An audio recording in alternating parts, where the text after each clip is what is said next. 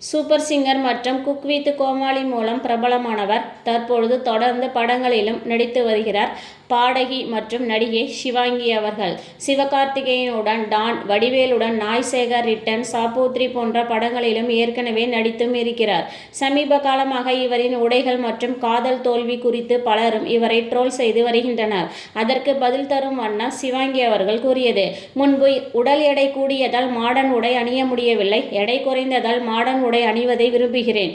நான் சினிமா வாய்ப்பிற்காக இதையெல்லாம் செய்யவில்லை. பிடித்திருக்கிறது. எனக்கு ஏற்ற பிடித்த உடைகளை அணிந்து போட்டோ ஷூட் செய்கிறேன். பதிவும் இடுகிறேன். ஆடையை கழற்றி போட்டு விட்டால் மட்டும் சினிமாவில் வாய்ப்பு கிடைத்து விடுமா என்ன? அவுத்து போட்ட எல்லோருக்கும் வாய்ப்பு கிடைத்தாவிட்டது. அதற்காக சுடிதார் மட்டுமே அணிய முடியுமா என்ன? உடையால் கேரக்டர் எல்லாம் மாறாது என்று சொல்லும் ஷிவாங்கி அவர்கள், எனக்கு இறுக்கமான உடைகள் பிடிக்காது.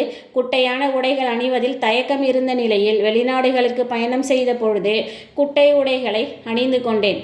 அதை இப்பொழுது விரும்பி அணிகிறேன். என் மகிழ்ச்சிக்குத்தான் உடைகள். என்னை கேள்வி கேட்பவர்கள், விமர்சனம் செய்பவர்கள் புரிந்து கொள்ளுங்கள். உடை என்பது ஒருவரின் தனிப்பட்ட விருப்பம் என்று. என்னை ஒருவர் காதலித்தார். நானும் உருகி உருகித்தான் காதலித்தேன். அவரே எனக்கு இந்த காதலில் விருப்பம் இல்லை என விலகி போய்விட்டார். அதற்கு நான் என்ன செய்ய முடியும்? விருப்பம் இல்லை என்பவரை தேடி தேடி போய் கெஞ்சி கொண்டா இருக்க முடியும்?